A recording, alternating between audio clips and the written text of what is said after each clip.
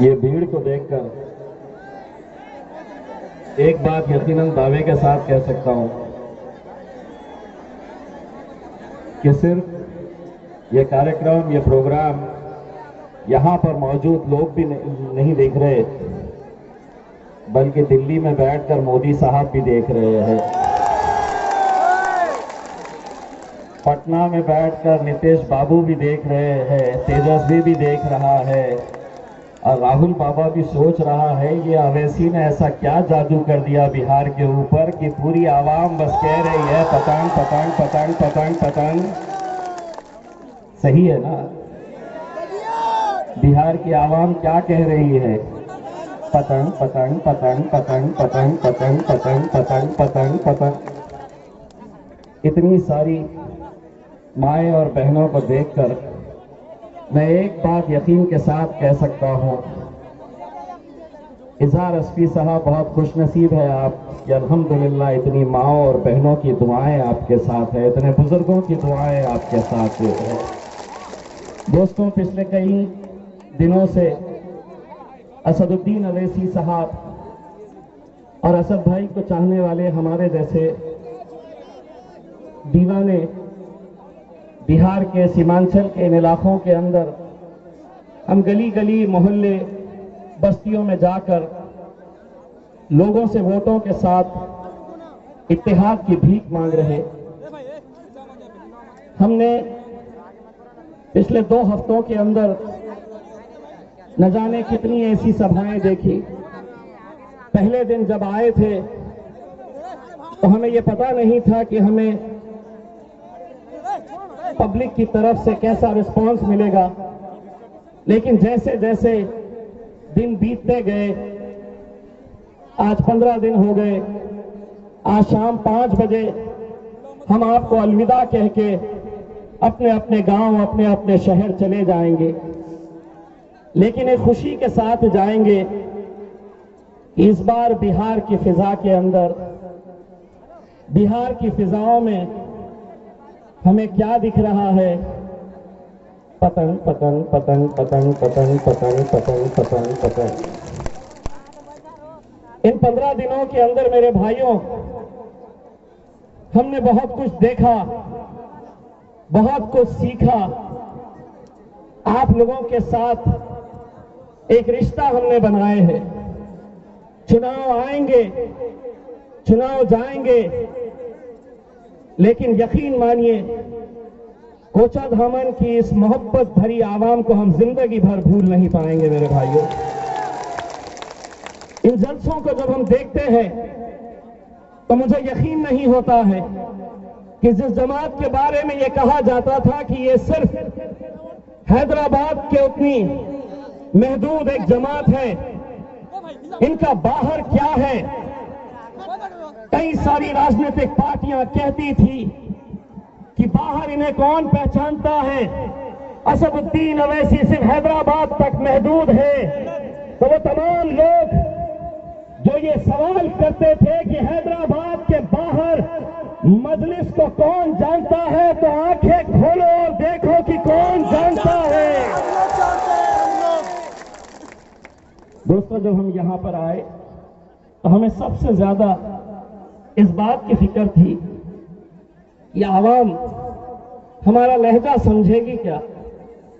लेकिन अल्हम्दुलिल्लाह हमने ऐसा एक रिश्ता आप लोगों के साथ बना लिए कि हमने क्या बोला आप समझे हमें पता नहीं, लेकिन क्या आप बोल रहे थे, जो आप बोल रहे थे वो हम अच्छी तरह से समझने लग गए थे। आपकी भाषा हमने सीख ली है। सुंजापुरी भाषा है ना? आप क्या समझते, सिर्फ आप ही जानते हैं? हम भी सीख लिए हैं। हम सुनाए आपको कुछ आपकी भाषा के अंदर। आपको हमारा साथ देना पड़ेगा। सुबह सवेरे उठे लाइन लागे जाना छे, सुबह सवेरे उठे लाइनत लागे जाना छे, पतंगेर बटन दबाना छे, इजहार भाई के जिताना छे। आती है ना? आपको आती है? बोलो मेरे पीछे। सुबह सवेरे उठे लाइनत लागे जाना छे, पतंगेर बटन दबाना छे, इजहार भाई के जिताना छे। दोस्तों, एक मोहब्बत का एक रिश्ता ऐसा हम कायम करके जा रहे हैं। लोग हमसे पूछेंगे ये बिहार की आवाम के साथ आपने जो रिश्ता कायम करके आए हैं वो रिश्ता कैसा है? तो अल्हम्दुलिल्लाह मैं कहूँगा मेरा इन लोगों के साथ कलमे का एक रिश्ता मैंने कायम करके आया हूँ। दोस्तों, पिछले न जाने कितने दिनों से हम जब अलग अलग गलियों में जाते, मैं खुसूसन अपनी माँ बहनों से एक बात कहना चाहता हूँ। जब हम आपके बीच में आए, इजहार अस्फी साहब के साथ कई इलाकों के अंदर हमने दौरा किया, तो बहुत दुख भी हुआ, बहुत अफसोस भी हुआ जब 2-2, 3-3, 4-4 साल के छोटे बच्चे बच्चियों को हमने आधे जिस्म पर कपड़े देखे, आधे जिस्म खुले हुए। बहुत अफसोस हुआ हमें ये देखकर, गुस्सा भी आया, और इतना गुस्सा आया कि हमने सोचा कि 74 सालों से जिन लोगों ने आपकी ये हालत बना रखी है, अब उनको नंगा करेंगे और हमारे बच्चों के ऊपर हम कपड़े पिलाने का काम करेंगे। कौन सोचेगा इन बच्चों के मुस्तकबिल के बारे में? इन बच्चियों के मुस्तकबिल के बारे में क्या कभी हमने ये सोचा है? आज मुल्क के अंदर जो कानून लेकर लाया जा रहा है उसका मकसद क्या है? सुनो मेरी माएं और बहनों, सिर्फ आपको डराना है। 74 सालों से जिन बुजुर्गों ने अपनी जानें लुटाई है, इस मुल्क को जब आजाद किया जा रहा था तो आप लोगों से, हमारे बाप दादाओं से ये सवाल किया गया था कि तुम इस मुल्क में रहना चाहते हैं या पाकिस्तान एक मुल्क बन रहा है वहां जाना चाहते हैं? तो हमारे बुजुर्गों ने जवाब दिया था, इस मुल्क में हम पैदा हुए हैं, इस मिट्टी में हम पैदा हुए और इंशाअल्लाह इसी मिट्टी में हम दफन होंगे। लेकिन नहीं, सीए, एनआरसी, मकसद यही है इस कौम को डरा कर रखो, इस कौम के अंदर एक ऐसा खौफ तैयार कर दो,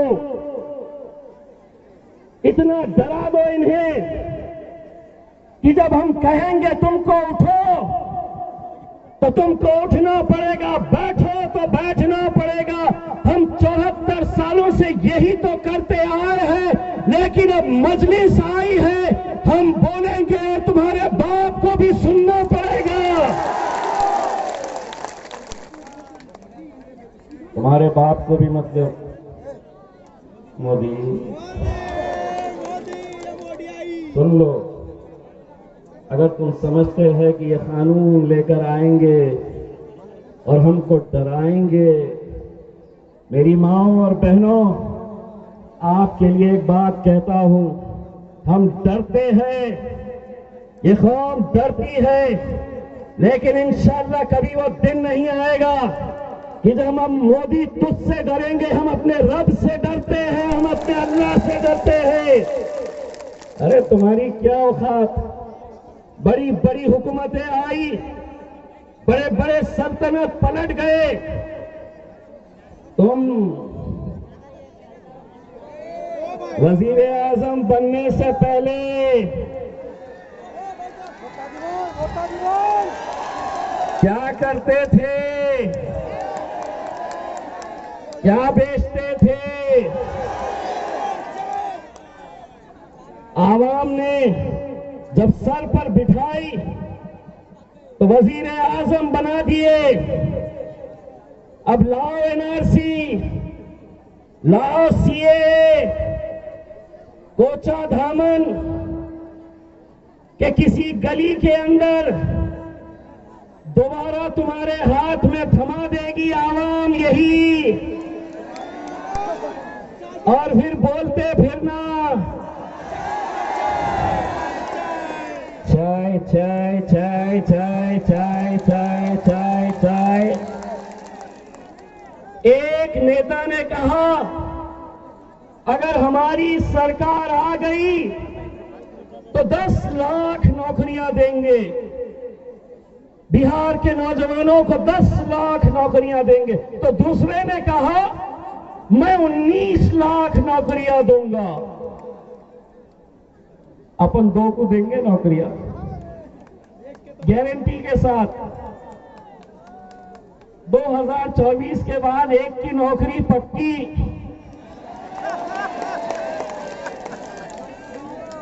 अब वो अकेला नहीं रहता है, उनके साथ एक और रहता है।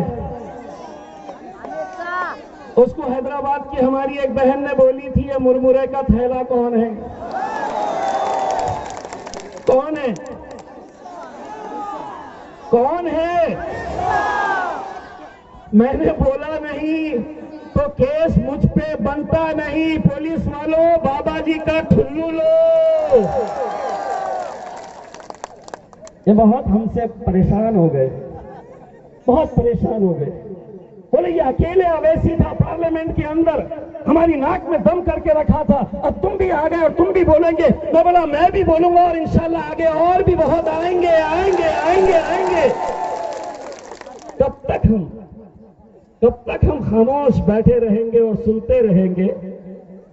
एक बात तो है, मोदी साहब, नीतीश कुमार साहब, लालू जी, राहुल बाबा, नहीं सर यहां पर मैं गिरने वाला नहीं हूं। इंशाल्लाह यहां पे अच्छे को गिराने के लिए आया हूं। घबराइए नहीं, बेफिक्र रहिए। तो ये लोग जो उस दिन पार्लियामेंट के अंदर ये एनआरसी और सीए का बिल लाया गया था, पूरे के पूरे 550 का ऐवान, और उस ऐवान के अंदर जब ये बिल आया, मोदी साहब अकड़ कर आए, अमित शाह साहब सीना चौड़ा कर आए कि आज मैं कानून लेकर आने वाला हूं जिससे मैं इनको डराऊंगा। कैसे डराऊंगा? सिर्फ इस बात के लिए इतनी अकड़ कि तुम्हारे पास इतनी ताकत है, हुकूमत की ताकत है, सत्ता की ताकत है, तो सुनो मोदी जी, सुनो, ये हुकूमत की ताकत तुम्हारे पास होगी, लेकिन एक बात हम भी कहना चाहते हैं, ताकतें तुम्हारी है पर खुदा हमारा है। इस बात की अकड़ पूरे के पूरे तालियां बजाकर उसका स्वागत किए, उस बिल का, जिस बिल का मंशा यही है कि जो बुजुर्गों से अब सवाल किया जाएगा कि अगर तुम इस मुल्क के अंदर पैदा हुए तो साबित करो, कागजात दिखाओ। मोदी जी पहले तुम दिखाओ फिर हम दिखाएंगे, अमित शाह पहले तुम दिखाओ फिर हम दिखाएंगे। लेकिन उस दिन किसी ने आवाज नहीं उठाई, किसी ने उस बिल की मुखालिफत नहीं की। उनका काम तो सिर्फ यही है कि इलेक्शन के वक्त में आओ, हमको वोट दो, हमको वोट दो, बस यही काम है उनका।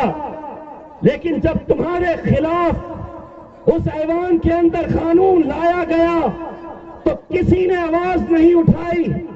अगर वहां पर चट्टान की तरह कोई खड़ा था तो मेरा और तुम्हारा गायब बैरिस्टर असदुद्दीन अवैसी खड़ा था,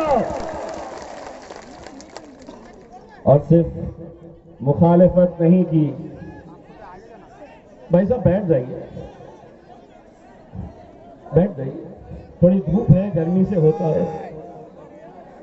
तो सिर्फ बैरिस्टर असदुद्दीन अवैसी ने सिर्फ मुखालिफत नहीं की, बल्कि मोदी साहब की आंखों में आंखें डालकर उन्होंने ये कहा कि तुम ये जो बिल लेकर आ रहे हैं उसकी हैसियत मेरी नजर में क्या है, तो देख। मोदी बिल को फाड़ दिया और मोदी के मुंह पर फेंक मारा।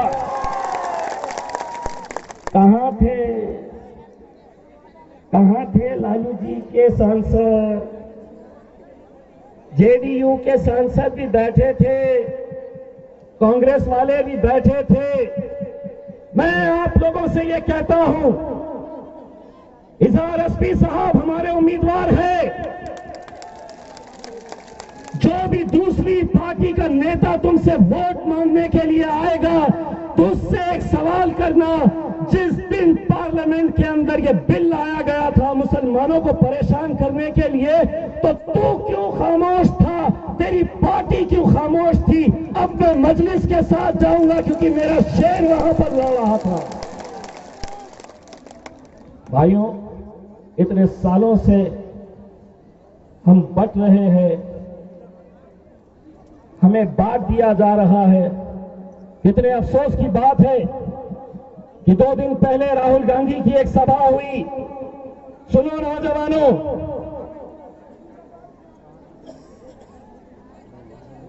सुनो नौजवानों,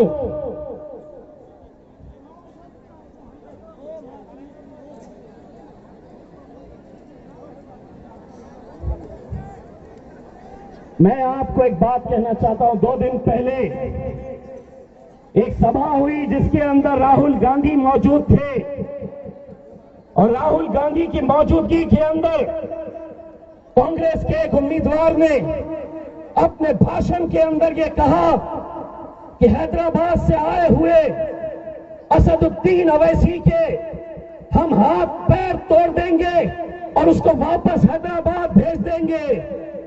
क्यों? सब्जी तरकारी है, भिंडी है। कभी देखे हो असद अवैसी को? शेरवानी के अंदर फौलाद है, फौलाद। एक साहब जेडीयू के इजहार एसपी साहब के इलाके के अंदर गए और कहा कि मजलिस को हम यहां पर उनका बोरिया बिस्तरा लपेट कर उनको वापस भेज देंगे खाली हाथ। अरे सुन दीवाने, 10 तारीख के दिन पूरा बिहार जश्न मनाने वाला है। और किस बात की तकलीफ है? किस बात की तकलीफ है? अगर इस मुल्क के अंदर नरेंद्र मोदी की भारतीय जनता पार्टी इलेक्शन लड़ सकती है, नीतीश कुमार की जेडीयू लड़ सकती है, तेजस्वी की आरजेडी लड़ सकती है और राहुल की कांग्रेस लड़ सकती है, तो उतना ही अधिकार मेरे बैरिस्टर असदुद्दीन अवैसी की मजलिस भी लड़ सकती है। लेकिन कहते हैं ना कि जब जमीन खिसकने लगती है, जब सामने नजर आता है कि अपन हार रहे, अपनी तो गई, तब इस तरह की बातें करते हैं। अरे दीवाने, तेरे जैसे जो असदुद्दीन को बोल रहा हाथ पैर काटेंगे, तेरे जैसे 56 इंच के 56 रोज आते, उनके पास आके चले जाते। ये तो असद भाई की शराफत है कि वो अच्छे से इलेक्शन लड़ रहे, नहीं तो जिस दिन असद भाई ने बोल दिए कि अत्ता माझी सटकली, जिस दिन बोल दिए तो समझो क्या होगा। दुख इसी बात का है कि जहां जा रहे हमने इतने क्या क्या कर डाले, बड़ी बड़ी सभाएं लिए, कितने मुसलमानों के लीडरों को हमने पैसा दिए और ये कहा कि इनको जाके बांटने का काम करो, इनको बिखेरने का काम करो, लेकिन कोई सुनने के लिए तैयार नहीं।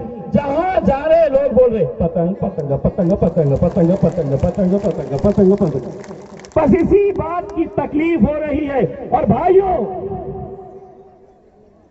अगर आपको इनको जवाब देना है और इंशाअल्लाह आप जवाब 7 तारीख को देंगे, कैसा देंगे? वोट डालेंगे, कैसा डालेंगे? दपाधप दपाधप दपाधप। कि परेशान हो जाना लोगों ने परेशान हो जाना। यहां का जेडीयू का उम्मीदवार, उनको फोन करना पटना में, साहब पता नहीं क्या हो गया, रातों रात मैंने इतनी मेहनत किया, ये पूरे मजलिस वाले बस यहाँ पे धपाधप धपाधप धपाधप। आरजेडी वाला तेजस्वी को फोन करके बोलना हेलीकॉप्टर में आए थे साहब, इतनी पब्लिक देख के तुम खुश होके चले गए, तुमको मालूम नहीं कि जो बच्चे तुम्हारा मफलर डाले हुए हैं वो भी अंदर जाके धपाधप धपाधप धपाधप धपाधप कर रहे हैं। गलत फहमी में जी रहे। मैं आप लोगों से सिर्फ इतनी इल्तिजा करना चाहूंगा, एक एक वोट बहुत मायने रखता है, बहुत मायने रखता है। दोस्तों, जब मैं यहां पर आया, मैं 15 दिनों के अंदर जितनी मेहनत मैंने इजहार असफी साहब के लिए किया हूं, आप यकीन मानिए मैंने अपने इलेक्शन के दौरान भी इतनी मेहनत नहीं किया था। और शायद इसलिए हो सकता है इजहार असफी साहब के बेटे का नाम भी इम्तियाज है और मेरा भी नाम इम्तियाज है। मैं एक बेटा बनकर वो फर्ज अदा कर रहा था। गुड्डू भाई, मुझे इतनी खुशी हुई जब आपने ये ऐलान किया कि आपके वालिद साहब जब चुनकर आएंगे तो 10 पंचायतों के बीच में आप एक एक एम्बुलेंस वहां पर देंगे। दोस्तों, ऐसे नौजवानों को आगे बढ़ाइए। ये मुल्क का मुस्तकबिल है मेरे भाई, ये मुल्क का मुस्तकबिल है। जिन्हें आपका दर्द समझ में आता है, जो अच्छी तरह से महसूस कर सकते हैं कि आपका दर्द क्या है। हम अगर बिक जाएंगे, बढ़ जाएंगे तो क्या होगा? कल आने वाला कैसा होने वाला है कोई नहीं जानता है मेरे भाई, कोई नहीं जानता है। लेकिन ऐसे हालात के अंदर अगर हम आज एक ताकत बनकर नहीं खड़े रहेंगे तो कब खड़े रहेंगे? लोग हम पर ये इल्जाम लगाते हैं कि नहीं, ये जीतने के लिए नहीं आए हैं, किसी को जिताने के लिए आए हैं।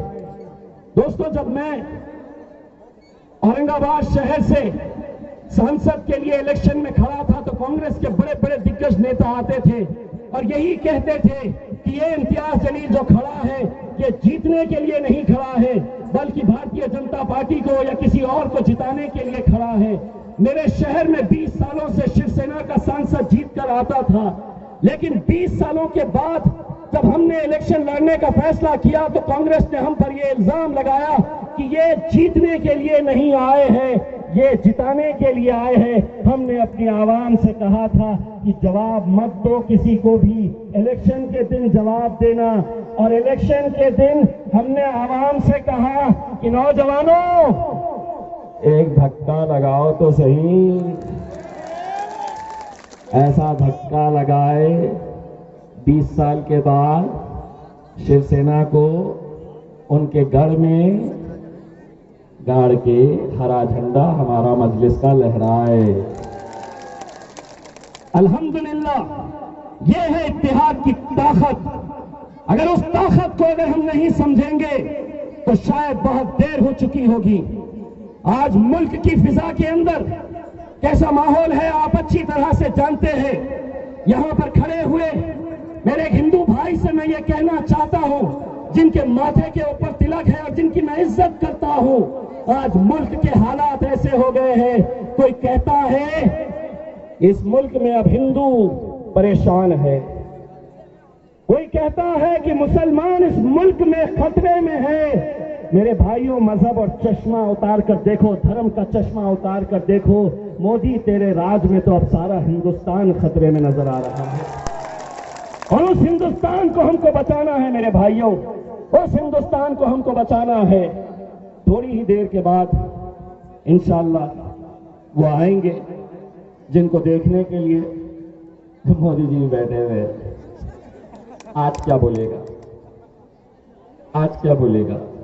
इलेक्शन कमीशन वाले ऐसा कैमरा लेके हमारे ऊपर, असद साहब जब बोलते हैं तो कैमरे में रिकॉर्ड करते हैं, फिर जेडीयू वाला जाता है, कुछ बोला क्या? केस बनता है क्या उनके ऊपर? फिर आरजेडी वाला बोलता कुछ तो निकाल, केस बनाइए ना उनके ऊपर, ऐसा बोले हैं करके। अरे अब हम वो हैं, हमारी आवाम के साथ ऐसा रिश्ता हमने बना लिए कि अब हम इशारों में बात करते हैं तो आवाम समझ जाती है हम क्या बोलना चाह रहे हैं। फिर जेडीयू वाला, आरजेडी वाला, कांग्रेस वाला बोलता केस नहीं बनता तो हम बोलते बाबा जी का ठुल्लू। मेरे भाइयों, मैं आप लोगों से सिर्फ इतनी अपील करने के लिए आया हूं कि 7 तारीख के दिन एक एक वोट बहुत मायने रखने वाला है।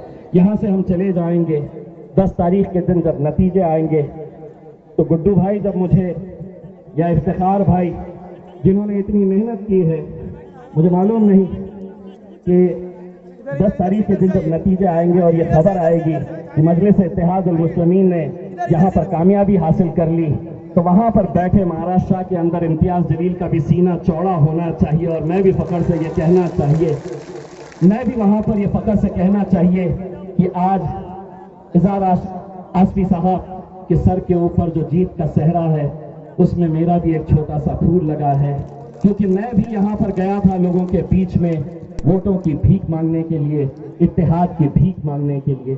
बस जाते जाते सिर्फ इतना कहना चाहूंगा कि मेरे बच्चों, एक बार अगर बिहार ने मजलिस का दामन थाम लिया, एक बार आप लोग मजलिस को यहाँ पर ताकत बख्श दो, एक बार मजलिस को यहाँ पर कामयाब कर दो, हम आपको वादा करते हैं इंशाअल्लाह इस मुल्क से मुसलमानों की क़यादत कभी खत्म नहीं होगी, कभी खत्म नहीं होगी और मुसलमानों की क़यादत और आगे बढ़ती जाएगी। न जाने क्यों मैं असद साहब को ये कहता हूँ कि असद साहब, यहाँ की फिजा में जो आपके लिए आवाम की मोहब्बत हम देख रहे हैं, इंशाअल्लाह नतीजे जब आएंगे तो तेलंगाना से ज्यादा अच्छे रिजल्ट्स यहाँ पर नजर आएंगे बिहार के अंदर, ये उम्मीद हम लेकर जाते हैं। आपको सिर्फ इतना कहना है कि पतंग को वोट दो, पतंग को वोट दो। तो मैं आपसे कहूंगा, आप मेरे पीछे कहना पतंग को वोट दो। भैया को कह दो, बहना को कह दो पतंग को वोट दो, दादी को कह दो पतंग को वोट दो। अरे जोर से बोलो, वो भी सुनेंगे तो वो भी देने वाले हैं। बोलो, अम्मी को बोल दो, अब्बा को बोल दो, चाचा को बोल दो पतंग को वोट दो, चाची को बोल दो पतंग को वोट दो, मामू को बोल दो, मोदी को बोल दो, लालू को बोल दो, नीतीश को बोल दो, सबको बोल दो। अरे पतंग को वोट दो, वोट दो। बहुत बहुत शुक्रिया। अल्हम्दुलिल्लाह।